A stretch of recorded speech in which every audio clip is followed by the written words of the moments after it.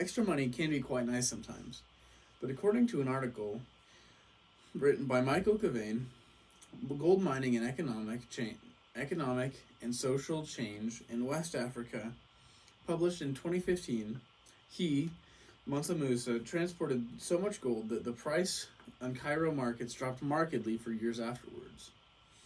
As you can see, sometimes more money really can cause more problems. Today we will be talking about historical accounts of Mansa Musa's penchant for giving gifts of wealth and how his generosity may have harmed Egyptian economies. First, we need to talk about who Mansa Musa was and how he became one of the richest men of all time. We also need to get into the specifics of his gift giving and spending. Finally, we will talk about the effects in the economies in the years after Mansa Musa visited them. Let's begin.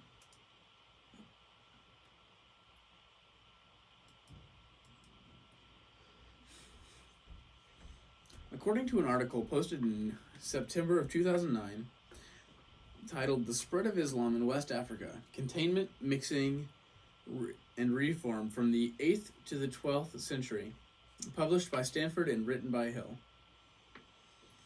Mansa Musa was the king of Mali from 1307 to 1330. He made Islam the state religion, and in 1324 went on a pilgrimage from Mali to Mecca. Musa's pilgrimage to Mecca showed up in European records because of the display of wealth and lavish spending. As stated above, Mansa Musa was a very devout Muslim who made the state religion Islam.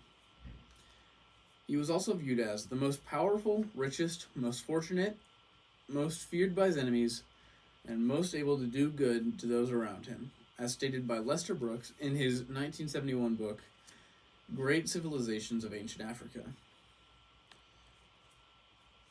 According to an article from the 33rd volume of The Past and the Present from 1966 titled "The Social and Economic Stability of the Western Sudan in the Middle Ages." It was written by a Maoist, and she states that territories that were conquered by the Mali had to pay very high taxes. Sometimes they would pay taxes directly to the king. Due to this, and the fact that all of the gold in Mali technically belonged to the king, Mansa Musa would take for himself nearly 2/3 of all the taxes paid by the conquered land.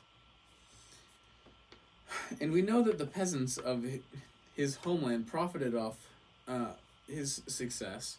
European historians would write that the needs of the peasants in Mali were much less than those in Europe.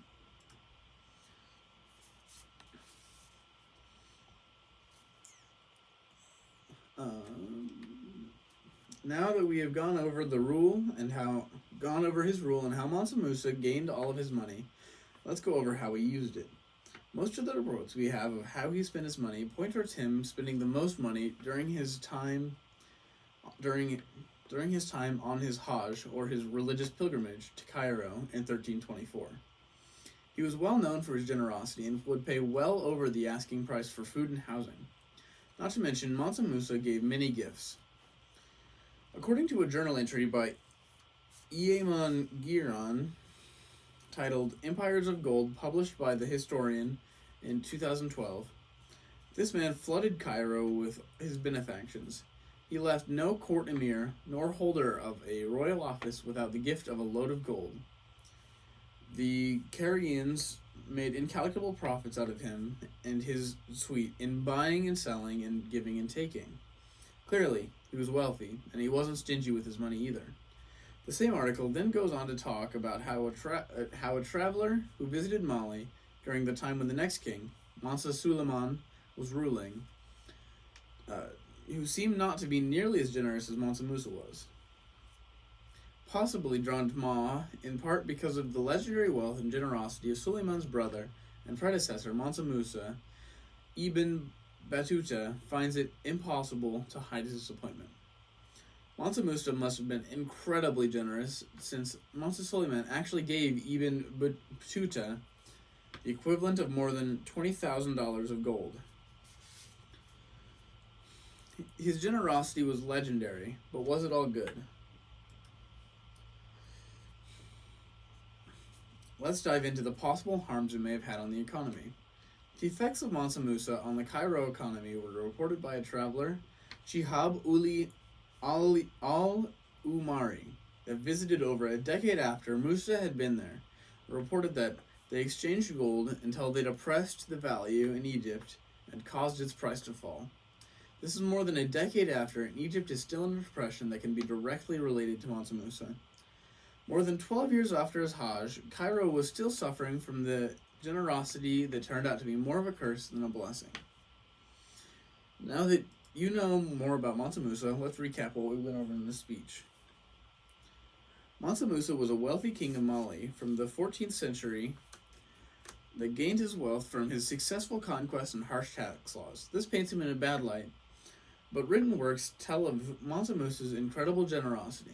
Sadly, this generosity may have also caused the downfall of the economies that he visited. So, the next time someone offers you a vast wealth, remember this story and poor Cairo. I hope that this has been educational for all you people at home.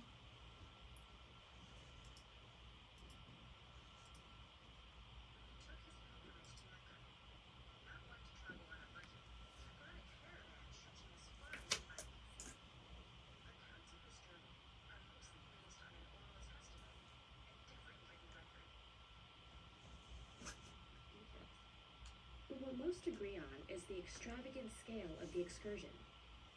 Chroniclers describe an entourage of tens of thousands of soldiers, civilians, and slaves, 500 heralds, bearing gold staffs and dressed in fine silks, and many camels and horses bearing an abundance of gold bars.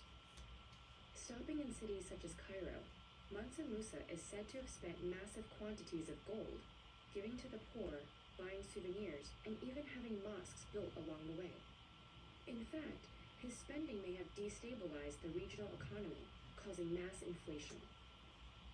This